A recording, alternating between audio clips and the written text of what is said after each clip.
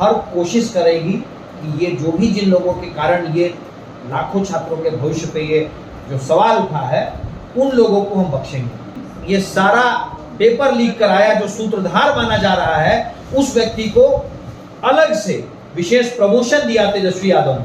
अब तो सच्चाई है कि अगली विधानसभा के लिए लड़ने के लिए उम्मीदवार मिलना मुश्किल है। लोकसभा सत्र का आज से शुरुआत है। अब नीट पेपर लीक मामले को लेकर विपक्ष बहुत सवाल खड़े कर रही है।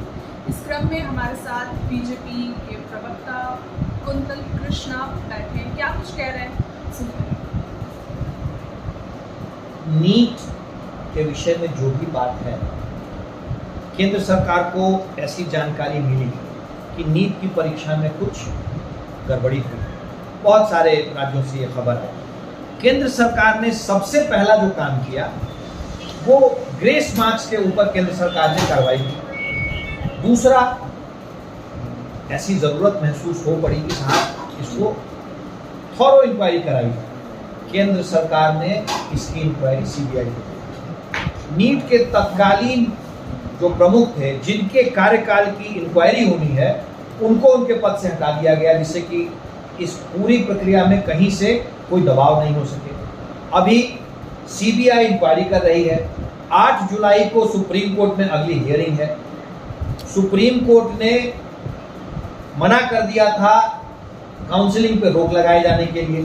केंद्र सरकार अपनी तरफ से हर कोशिश करेगी कि ये जो भी जिन लोगों के कारण ये लाखों छात्रों के भविष्य पे ये जो सवाल उठा है, उन लोगों को हम बख्शेंगे।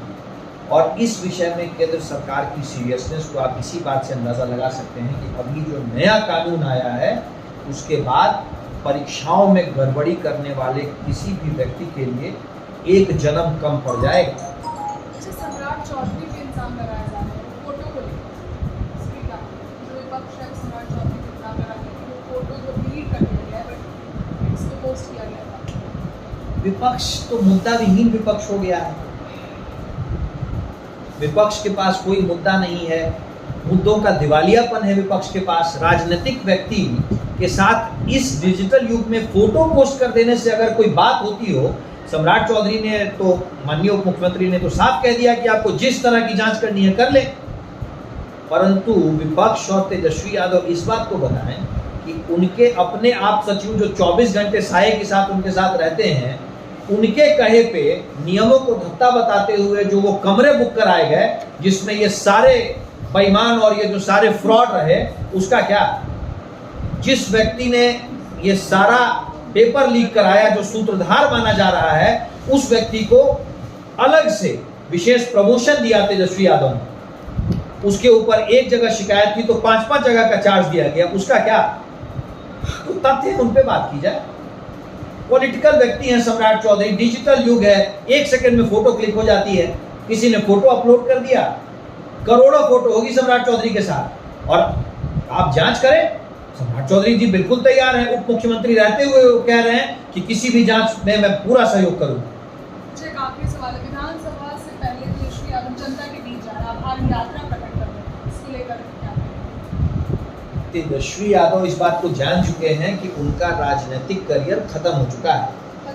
बिल्कुल, राजनीतिक जमीन शून्य हो चुकी है। उनके और उनके परिवार के किए हुए कुकर्मों का नतीजा है ये। अब तो सच्चाई है कि अगली विधानसभा के लिए लड़ने के लिए उम्मीदवार मिलना मुश्किल है। वो जनता के बीच बेहतर होगा जाएं और अपने परिवार के कुकर्मों के लिए माफी मांगे।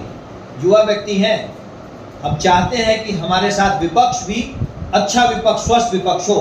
सबसे पहले अपने किए गए कुकर्मों की माफी मांगे और इन भ्रष्टाचारियों से और इन जंगल राज को वापस लाने वाले लोगों से दूरी बनाएं। इन लोगों का संरक्षण बंद करें तेजस्वी यादव।